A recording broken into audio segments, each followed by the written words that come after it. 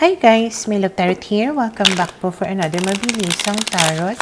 So, ang titignan po natin ngayon kung kailan kayo magkakaroon ng bagong pag-ibig. Maglalagay na lang po ako ng timestamp sa may description box para po mapuntahan ninyo ang inyong zodiac signs. Pero syempre, this is a general reading kaya hindi po lahat ay makaka-relate.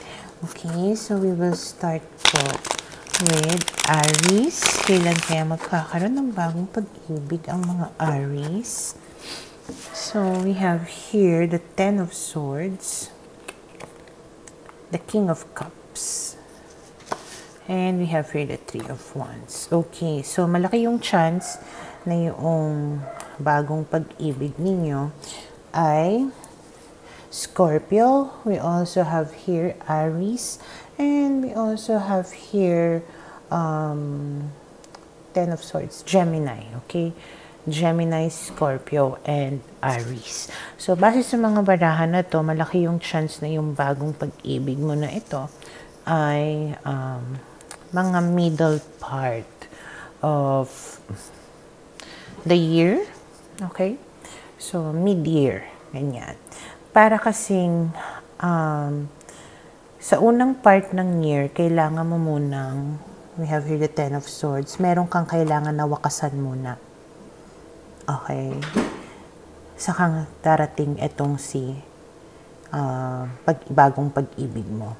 Malaki din yung chance na itong bagong pag-ibig na ito ay parang long distance relationship kayo. Pero ang maganda dito, meron itong parang meron tong magandang patutunguhan. Okay, may future. Merong possibility na mag-travel ka or mag-travel siya for the both of you to be together and to take your relationship into something more serious. Okay, and talagang itong tao na to mamahalin ka. Okay, at mabait, kumbaga. Napaka-caring and kind nitong tao na to. Pero, ayun nga, meron ka munang kailangan na ayusin. Meron kang kailangan na wakasan para mangyari ito. Okay? Para sa mga Taurus, we have here the King of Swords, we have here the High Priestess, and we have here the Queen of Cups. Malaki yung chance na yung tao na magiging bagong pag-ibig ninyo ay Cancer. We also have here yung iba pang water signs, okay? Cancer, Scorpio, and Pisces. And then we have here Aquarius. So, base sa mga barahan na to, maaaring makilala mo etong tao na to by the end of... Pwedeng makilala mo siya ng middle part of the year. Pero maaaring ma-in-love ka lang sa kanya by the end of the year. Okay? So, magiging kayo at the end of the year. Ganyan. Siguro, nakikita ka na nitong tao na to. Parang, this is somebody na superior than you. Or pwedeng, how can I say it? Basta somebody professional, matalino, magaling magsalita. Pwedeng yung datingan niya boss. Okay? Hindi ko lang sure kung boss mo ba. Or pwedeng yung posisyon niya or yung estado niya sa buhay is somebody who is mataas. Okay? So, pwedeng ligawan ka nitong tao na to at the middle part of the year. Pero, parang hindi mo pa siya feel Parang wala ka pang emotions para sa kanya. Kaya hindi mo siya agad sasagutin. Okay?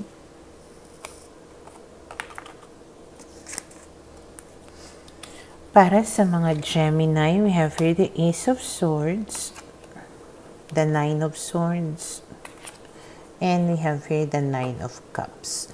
Malaki yung possibility na itong bagong pag-ibig mo na ito ay air sign din. Gemini, Libra, Aquarius, and we also have here Pisces. Okay. Base sa mga barahan na to, pwedeng mag-start kayong mag-communicate nitong tao na to as early as now. Okay? Pwedeng may communication na kayo, pero it's more of a platonic kind or casual na pag-uusap lamang. Okay? But you will find yourself by the middle part of the year thinking about this person. Talagang parang hindi mo na siya maalis sa isipan mo, nag-overthink ka na about sa kanya, pwedeng naguguluhan ka na sa kung ano yung estado ninyo or yung ano na yung connection ninyong dalawa, ano na yung meron kayo. So, nadidevelop na yung feelings mo for him or her. Pwedeng maging kayo at the later part of the year. Okay? Parang, ito, happy ka kasi dito. Parang may emotional contentment. Pero, ayun nga, kailangan mo lang talagang maging patient at mag-antay bago maging kayo. Okay, kaya wag kang mag-overthink. Just enjoy, kumbaga, the moment. Okay? Para sa mga Cancer, we have here the Moon, and then the Seven of Wands, and then the Page of Cups. Malaki yung possibility na yung tao na magiging bagong pag-ibig mo ay water sign, Cancer, Scorpio, Pisces, and we also have here Leo. So, base sa mga barahan na to, pwedeng makilala mo itong tao na ito by the end of the year. Okay? Kasi siguro right now, gulong-gulo ka pa sa kung ano yung gusto mong mangyari sa buhay mo or kung sino ba talaga yung gusto mo. Basta there is something that is still bothering you right now. Okay? And then by the middle part of the year, pwedeng doon ka na magsisimula na magpaka-strong or manindigan para sa sarili mo. Parang to fight against whatever it is that is making you worry or kung ano man yung kinakatakutan mo dito. Parang magpapaka-strong ka na. Okay, lalabanan mo na. Kaya by the end of the year, dun mo palang makikilala itong bagong pag-ibig na ito. This is somebody new. Hindi mo pa ito nakilala. Okay? So, yan yung nakikita ko.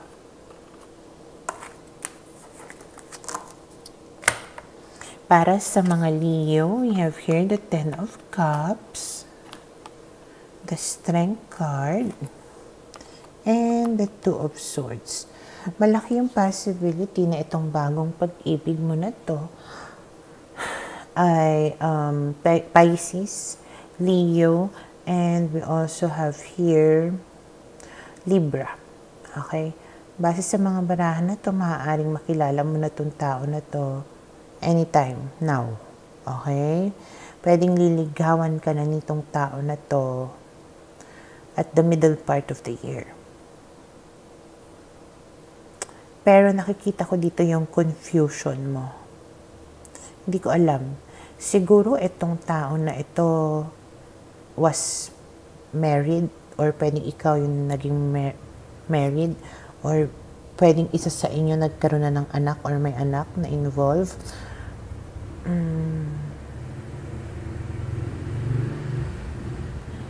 Siguro yung iba sa inyo baka third party situation yung mangyari kaya nalilito ka kasi parang napapaamo ka na nakukuha niya na yung loob mo pero ayun nga, you will be caught between your emotions and your isip, utak. Okay? Kung sasagutin mo ba siya or hindi. But definitely, nai-in love ka na dito sa tao na ito. Okay? Para sa mga Virgo, we have here the Seven of Cups,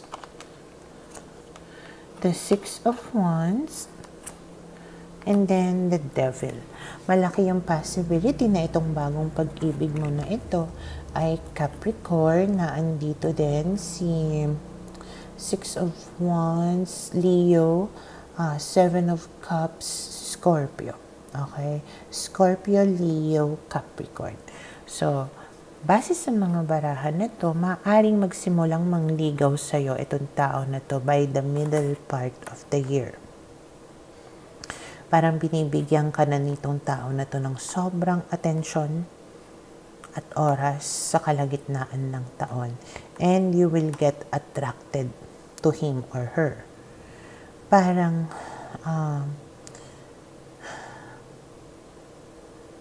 parang masyadong mabilis, or yung attraction napaka-intense to an extent na it can become toxic. Okay? Ang ano ko lang dito, we have here the Seven of Cups. So, ibig sabihin, bago mo makilala tong tao na to, may iba pang option na darating sa'yo. Kasi parang mamimili ka eh.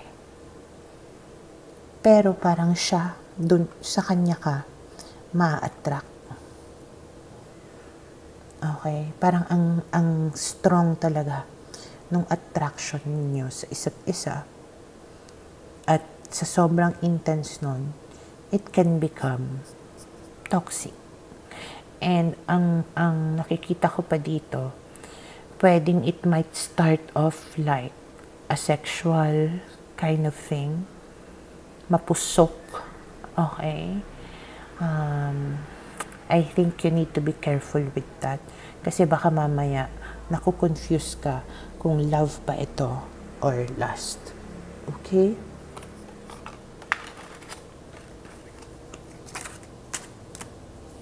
Para sa mga Libra, we have here the Page of Pentacles, the Four of Cups, and the Justice card. Malaki yung possibility na yung tao na ito ay Earth sign, Taurus, Virgo, Capricorn, nandito rin si Cancer, and Libra. So, base sa mga barahan na to, pwedeng makikilala mo na itong tao na to at magsisimula kayong mag-usap anytime now. Okay? Pero, by the middle part of the year, parang hindi ka satisfied. Okay? Parang something is missing. May hinahanap ka na hindi niya maibigay sa'yo. Okay? So, baka hindi pa maging kayo. By then, pwedeng maging kayo lang at the end of the year when you feel like the time is right, when you feel like na ibibigay na niya kung ano yung gusto mo, na parang na feel mo na deserving siya para sa'yo, or the other way around. Okay? Pero ayun, with the Page of Pentacles here, pwedeng promising naman itong tao na to. Okay?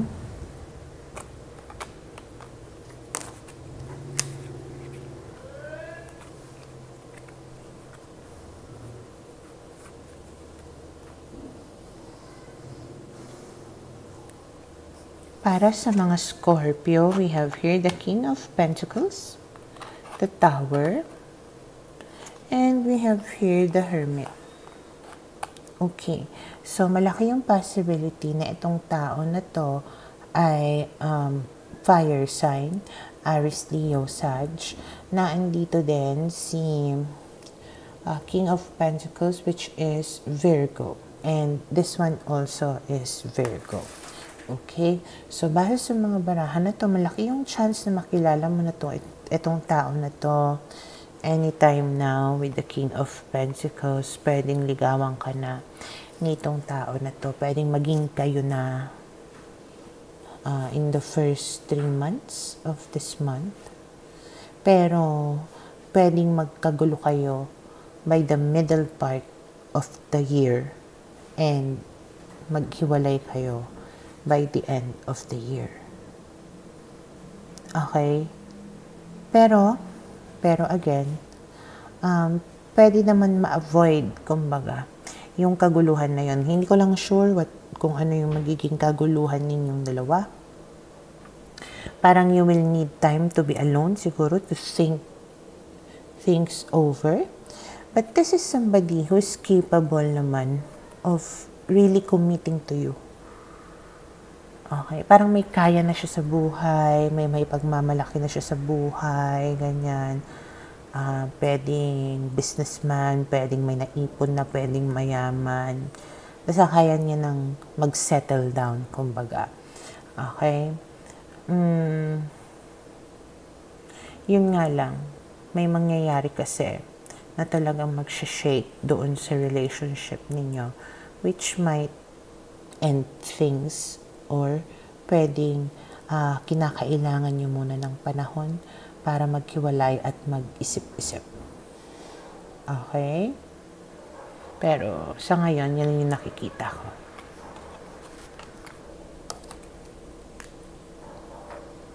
Para sa mga Sagittarius, we have here the Magician, the Five of Pentacles, and then we have here the Seven of Pentacles.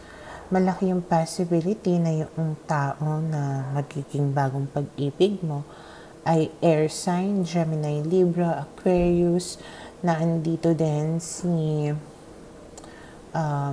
Taurus. Okay?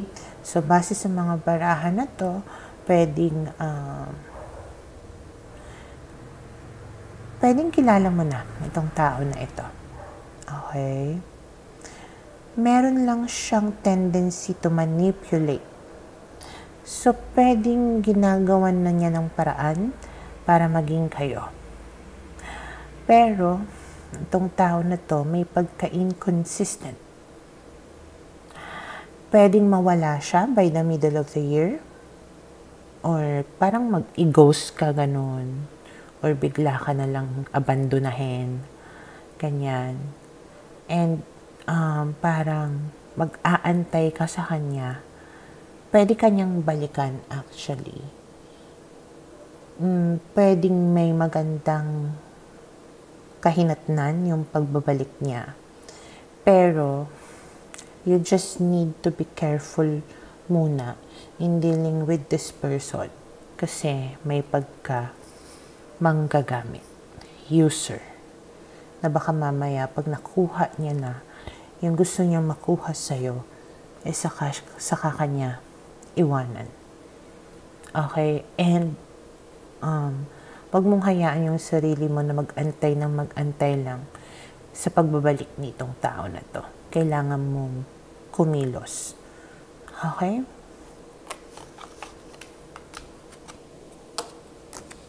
Para sa mga Capricorn, we have here the Emperor, the Two of Cups, and we have here the Chariot. Malaki yung possibility na itong tao na ito ay Aries. We also have here Cancer. Okay, Aries, Cancer, Cancer. So, pwedeng maging kayo nitong tao na to at the middle part of the year. Okay? And pwedeng magkaroon ng patuloy na progress itong connection ninyong dalawa or relationship ninyo. It might become very successful. Okay? So, maganda. Kumbaga yung future nitong bagong pag-ibig na ito. Especially since he or she is like an emperor. Talagang may plano. Handa kang itaguyod, panindigan. Okay, may honor. Ganyan. At Two of Cups, ibig sabihin kung ano yung nararamdaman mo, yun rin yung nararamdaman niya. And since Two of Cups talks about equality also, ibig sabihin kung emperor siya, gagawin kanyang empress niya para maging equal kayo. Okay, so he or she will not look down on you, will not look up on you, but will treat you like pantay kayong dalawa. Pareho kayo. May bigayan. Okay, kaya kanyang intindihin. You are within each other's reach. Kaya yun yung magdadala sa inyong pareho para maging successful yung relationship ninyong dalawa. Okay? Para sa mga Aquarius, we have here the Six of Swords, the Page of Swords, and we have here the Judgment card. Malaki yung possibility na yung tao na ito ay air sign, Gemini, Libra, Aquarius, and naandito din ang Judgment card. I think it's fire sign. Okay? Aries, Leo, Sag. Okay. So, base sa mga barahan na to, maaaring paparating na itong tao na to sa buhay mo. Pero magsisimula lang kayong magkaroon ng pag-uusap by the middle part of the year. Pwedeng long distance or basta there is a distance between the two of you. Parang gumagawa pa lang ng paraan itong tao na to or gumagawa pa lang ng way ang destiny for the both of you to meet. Ganyan. Kasi may movement na dito with the Six of Cups. Or pwede ang ibig sabihin nito, may mga bagay muna na mangyayari sa buhay mo which is good changes. Pwedeng magre-relocate ka siguro. Ikaw yung lilipat, maglalakbay. Kaya by the middle part of the year, saka mo siya makikilala. Okay, it might start like a casual conversation, yung parang wala lang, pwedeng natututo ka sa kanya in some way, or baka siya yung natututo sa'yo. Parang you are sharing knowledge with each other, sharing information with each other. And then by the end of the year, doon magkakaroon ng parang realization na, parang may feelings na ako para sa kanya. And pwedeng siya din yung makarealize nun at saka kayo magkakaroon ng relationship. Okay? Para sa mga Pisces, we have here the Five of Swords, the Five of Cups, the Ten of Wands. Okay. Kakaiba talaga ang mga Pisces palagi sa mga readings ko. Okay, base sa mga barahan na to, meron man darating sa'yo, kailangan mong layuan. Kasi baka mamaya umiyak ka lang, mamroblema ka lang. Kasi pwedeng sinungaling, ang dala sa'yo ay conflict, at baka umiyak ka lang, at baka magkaroon ka lang ng maraming problema. Okay? So, if interested ka pa din, itong tao na to can be an Aquarius, can be Five of Cups, Scorpio, and can be a Sagittarius. Okay? Sinungaling. Basta may sasabihin to sa'yo na hindi totoo. Na pwedeng malaman mo at mag-iyak-iyak ka lang. Pero mukhang patuloy mo pa rin. Hindi mo hihiwalayan kasi we have here the Ten of Wands. So, parang binubuhat mo yung mga problema. Kahit alam mo na ang hirap-hirap ng bigat-bigat na. So, mas maganda na lang na right from the start, si Five of Swords ay nagsasabing layuan mo itong tao na ito kasi dishonest siya, hindi siya totoo. Okay? Unless gusto mong mag-iyak-iyak. And then, go ahead. Okay? So, yan yung nakikita ko na posible na magiging bagong pag-ibig ng bawat zodiac sign.